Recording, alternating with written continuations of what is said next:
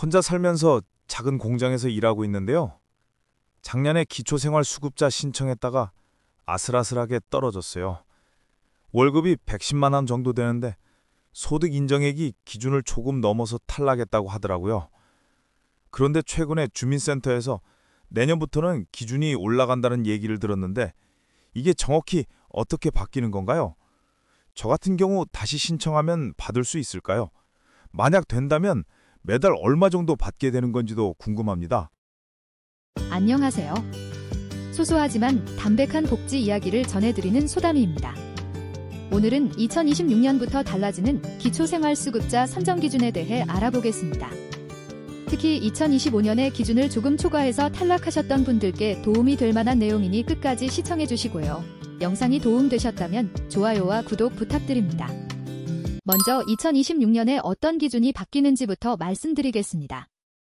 1인 가구 기준으로 2025년에는 소득 인정액이 월 76만 5,444원 이하여야 생계급여를 받을 수 있었는데요.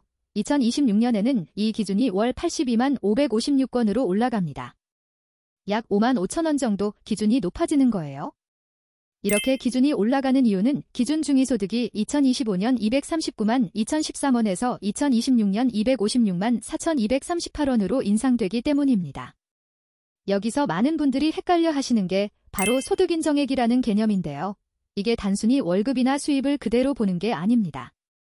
실제로 받는 소득에서 여러 가지 항목을 공제한 후 재산을 환산한 금액까지 더한 값이 소득인정액이에요. 그러니까 월급이 100만 원이라고 해서 소득인정액이 100만 원이 되는 건 아니라는 얘기죠. 특히 생계급여 수급자의 경우 근로소득이나 사업소득에 대해 기본적으로 30%를 공제해줍니다. 여기에 연령대에 따라 추가 공제도 있어요. 제가 실제 사례를 들어서 설명해드리면 이해가 더 쉬우실 겁니다. 먼저 김소담 씨라는 분이 55세이고 월 110만 원의 근로소득이 있다고 가정해볼게요. 재산의 소득 환산액은 5만 원 정도라고 하겠습니다. 근로소득 110만 원에서 30%를 공제하면 77만 원이 되고요. 여기에 재산의 소득 환산액 5만 원을 더하면 소득인정액은 82만 원입니다. 이 경우 2025년 기준인 76만 5,444원을 초과해서 탈락하셨겠지만 2026년 기준인 82만 556원 이하이므로 재신청하시면 수급자로 선정될 수 있어요. 그런데 65세 이상 어르신이시라면 공제가 더 큽니다. 이소담 씨라는 67세 어르신이 월 120만 원의 근로소득이 있다고 가정해볼게요. 65세 이상은 먼저 20만 원을 공제하고요. 나머지 100만 원에 대해 30%를 추가 공제합니다. 그럼 70만 원이 되죠. 여기에 재산의 소득 환산액 5만 원을 더해도 75만 원이에요. 2025년에는 기준을 약간 초과했지만 2026년에는 여유 있게 선정될 수 있습니다. 반대로 젊은 분들에게도 혜택이 있습니다. 29세 이하 분들이나 대학생의 경우에는 40만 원을 먼저 공제하고 나머지 금액의 30%를 추가 공제해주거든요. 그래서 월 115만 원 정도의 근로소득이 있어도 2026년에는 수급 자격을 받을 수 있는 가능성이 생깁니다. 여기서 재산의 소득 환산액이라는 개념도 짚고 넘어가야 할 것 같은데요. 이건 여러분이 가지고 계신 집이나 예금, 자동차 같은 재산을 소득으로 환산한 금액입니다. 재산에서 기본재산액과 부채를 뺀 후에 일정 비율을 곱해서 계산하는데요. 주거용 재산은 월 1.04%, 일반 재산은 월 4.17%, 금융재산은 월 6.26%의 비율로 환산합니다. 서울에 사시는 분은 기본재산액이 9,900만 원이고요. 경기도는 8천만 원, 광역시나 세종시는 7,700만 원, 그 외 지역은 5,300만 원입니다. 이 금액까지는 재산으로 계산하지 않는다는 뜻이에요. 만약 서울에 사시면서 주거용 재산이 1억 원이라면 9,900만 원을 빼고 나머지 100만 원에 대해서만 월 1.04%를 적용하니까 월만 400원 정도만 소득으로 잡히는 거죠. 자, 그럼 생계급여 수급자로 선정되면 실제로 얼마를 받게 되는지 계산해 볼까요? 생계급여액은 생계급여 선정 기준에서 소득인정액을 뺀 금액입니다. 앞서 예시로 든 55세 김소담 씨의 소득인정액이 82만 원이었죠. 82만 556원에서 82만 원을 빼면 약 556원을 매월 받게 됩니다. 금액이 크지는 않지만요. 생계급여 수급자로 선정되면 의료급여도 함께 받으실 수 있어서 병원비 부담이 크게 줄어듭니다. 이게 사실 더 큰 혜택이에요. 67세 이소담 씨의 경우는 소득 인정액이 75만 원이었으니까 약 7만 556건을 받게 되는 시기입니다. 소득 인정액이 낮을수록 받는 금액이 많아지는 구조예요. 재신청 절차도 알려드리겠습니다. 2026년 1월에 재신청하시면 신청일이 포함된 달부터 급여를 전액 받으실 수 있어요. 그리고 중요한 건 급여 중지 후 5년 이내에 재신청하시는 경우에는 이전 소득과 재산 조사 내용을 활용할 수 있어서 절차가 좀 더 간소화될 수도 있다는 점입니다. 시스템에 이미 자료가 남아있어서 처음 신청하시는 분들보다는 수월하게 진행될 수 있어요. 다만 재신청하실 때 주의하실 점이 있습니다. 소득이나 재산 상황에 변동이 있으면 그걸 정확하게 알려주셔야 해요.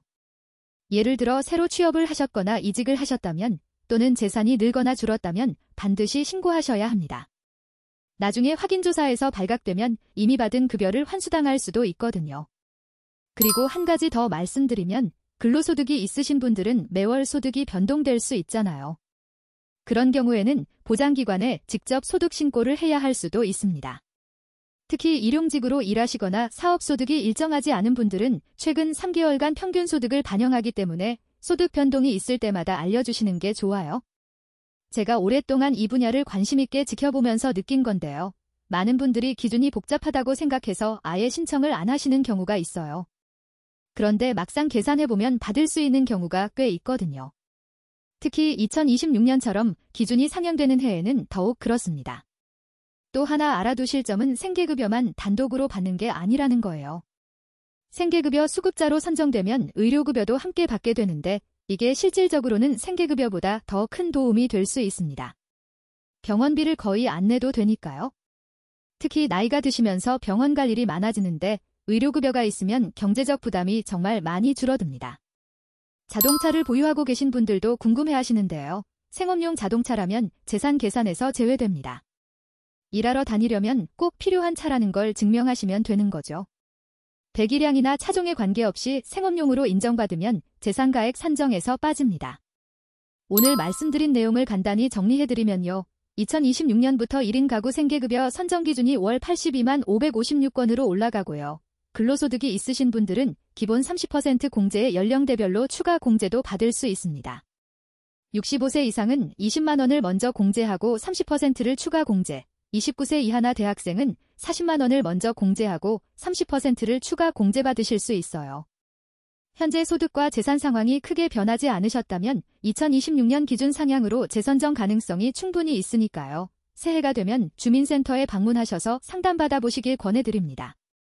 근로소득의 종류나 금액, 재산 상황, 연령 등을 구체적으로 말씀하시면 더 정확한 안내를 받으실 수 있을 거예요. 다만 말씀드렸다시피 복지제도는 개인 상황에 따라 결과가 크게 달라질 수 있습니다. 오늘 제가 말씀드린 내용은 일반적인 경우이고요. 실제로는 각자의 가구 구성, 소득 형태, 재산 상황에 따라 다를 수 있으니 반드시 주민센터에서 정확한 상담을 받아보시기 바랍니다. 혹시 비슷한 상황을 겪고 계신 분들이나 이미 재신청하신 분들이 계시다면 댓글로 경험을 공유해 주시면 다른 분들께도 큰 도움이 될 것 같습니다. 그리고 영상이 도움되셨다면 좋아요와 구독 눌러주시면 감사하겠습니다. 소담이었습니다. 감사합니다.